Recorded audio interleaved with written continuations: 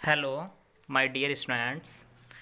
Today we are going to study our past continuous tense. अभी तक की जितनी फर्स्ट वीडियोज थी उन सब में हम लोगों ने प्रेजेंट टेंस के सारे पार्ट्स ऑलमोस्ट कंप्लीट कर लिए हैं। और अगर कोई नया स्टूडेंट ये वीडियो देख रहा है तो सबसे पहले वो जो ऊपर की जो वीडियो की जो प्लेलिस्ट है प्रेजेंट टेंसेज की उन्हें सबसे पहले चेक कर ले, उसके बाद ये वाली वीडियो देखे। तो और उन वीडियोज में हमने यहाँ तक अपना पास्ट इंडेफिनिट टेंस भी कवर कर लिया है। तो आज की वीडियो केवल हम लोग पास्ट कंटिन्यूअस टेंस के ऊपर है। इस वीडियो में हम लोग केवल पास्ट कंटिन्यूअस टेंस कवर करने वाले हैं। तो सबसे पहले हमें इसकी डेफिनेशन पता होना बहुत ज़रूरी है कि what is the definition of past continuous tense. तो ऐसे सेंटेंस जिनके लास्ट में रहा था, रही थी, रहे थे आदि शब्द आते हैं उन्हें हम पास्ट कंटिन्यूअस टेंस कहते हैं। मीन्स ऐसे वाक्य जिनके अंत में क्या है, रहा था, रही थी, रहे थे।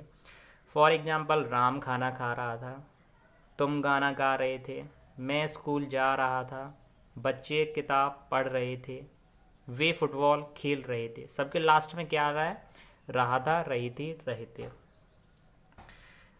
तो सबसे पहले हम इसके रूल्स के बारे में बात करेंगे। अगर किसी भी टेंस के अगर हमने रूल्स क्लियर कर लिए और उसका स्ट्रक्चर फॉर्मूला जान लिया तो समझो हम उस टेंस की हिंदी को ट्रांसलेट करना सीख गए। तो सबसे पहले रूल्स की बात करें तो rule number 1, he see it name या फिर कोई भी सिंगुलर सब्जेक्ट हो उसके साथ वॉच हेल्पिंग वर्ब का यूज करते हैं। और जो मेन वर्ब क्या लगाएंगे, जो वर्ब की फर्स्ट फॉर्म होती है उसमें आईएनजी का प्रयोग करते हैं। अब यहाँ एक चीज़ थोड़ी सी एक्सेप्शनल है, जैसे कि आई हमारा प्लूरल सब्जेक्ट्स है, ठीक है, प्लूरल सब्जेक्ट है, लेकिन हम यहाँ आई के साथ भी वॉच का यूज करते हैं, ठीक है। तो मैंने इसे रूल नंबर 1 में ही डाल दिया है कि आई हो या फिर ही सी इट नेम या फिर कोई सिंगुलर सब्जेक्ट हो उसके साथ watch helping verb plus main verb की V1 में आईएनजी का प्रयोग करते हैं। अब रूल नंबर 2 के बारे में अगर हम बात करें तो वी, दे, यू या फिर कोई प्लूरल सब्जेक्ट्स हों तो उनके साथ हेल्पिंग वर्ब क्या यूज करेंगे बताइए, वर। और वर के साथ वर्ब की फर्स्ट फॉर्म में आईएनजी का यूज करेंगे, ठीक है, या आईएनजी का यूज करते हैं। तो अब हम इसके स्ट्रक्चर फॉर्मूला के बारे में बात करेंगे।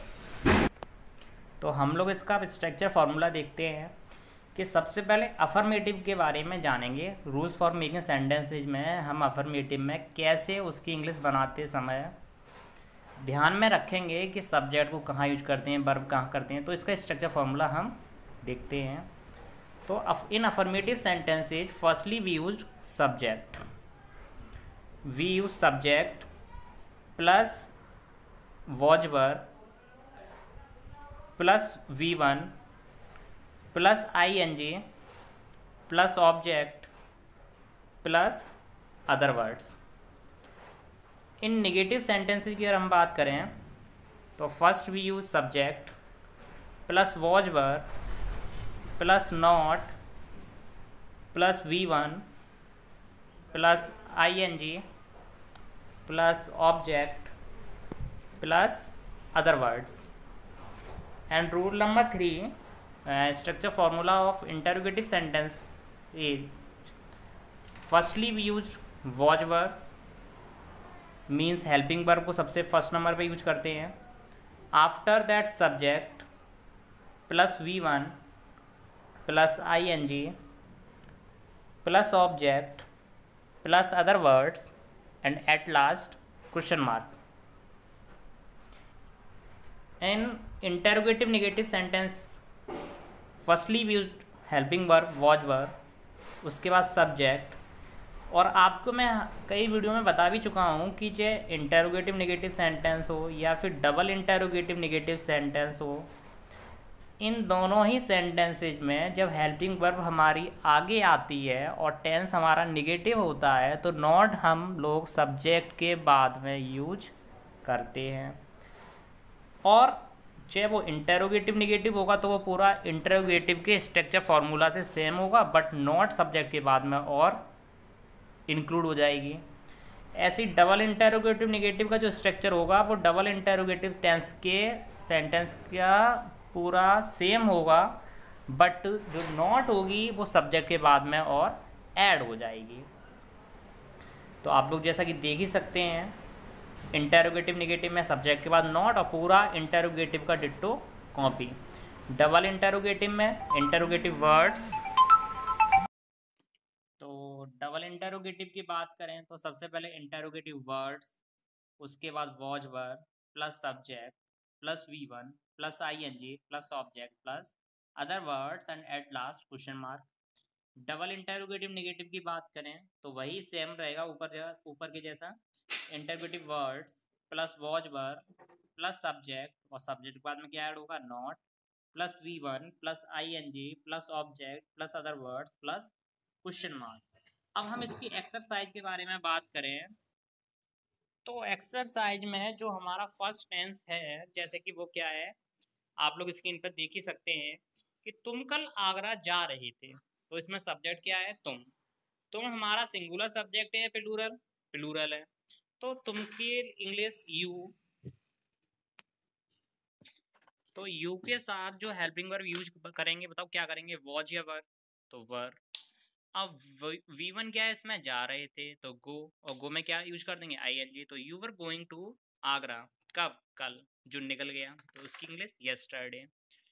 सेकंड टेंस देखें तो राम कल पाठ याद नहीं कर रहा था, नेगेटिव सेंटेंस है, राम हमारा नेम है तो नेम के साथ क्या यूज करेंगे, वॉच, और हेल्पिंग वर्ब के साथ नॉट, तो Ram was not learning the lesson yesterday. क्या राधा गाना गा रही थी, इंटरगेटिव सेंटेंस है तो क्या करेंगे, वॉच, हेल्पिंग वर्ब आगे आएगी वॉच, फिर सब्जेक्ट राधा, V1 सिंग, और उसमें क्या ऐड कर देंगे, ING, तो सिंगिंग आ सॉन्ग। क्या सोहन कल स्कूल नहीं जा रहा था, तो was Sohan not going to school yesterday. तुम अपना पाठ याद कब कर रहे थे, तो when were you learning your lesson. तो आज की वीडियो में हम लोगों ने इसके रूल्स, डेफिनेशन और इसकी एक्सरसाइज कवर की है। मुझे लगता है आप लोगों को ये समझ में आ गए होंगे अच्छे से, ठीक है। आप लोग चाहें तो इसका स्क्रीनशॉट भी ले सकते हैं, जिससे नोट्स बनाने में काफ़ी आसानी होगी। तो इसके बाद हम अपनी नेक्स्ट वीडियोज में मिलते हैं और वहाँ इसके बाद प्रेजेंट परफेक्ट टेंस कवर करते हैं अपनी इंग्लिश ग्रामर का, और आप लोग चाहें तो इसका स्क्रीनशॉट भी ले सकते हैं, ठीक है। आई होप आपको ये सारी चीज़ें समझ में आई होंगी। थैंक्स। सब्सक्रिप्शन के बटन को दबाइए और बेल आइकन पर क्लिक कीजिए ताकि आपको तमाम वीडियोस फौरन मिलती रहें, और वीडियो पसंद आने की सूरत में इसे लाइक, शेयर और कमेंट करना मत भूलिए।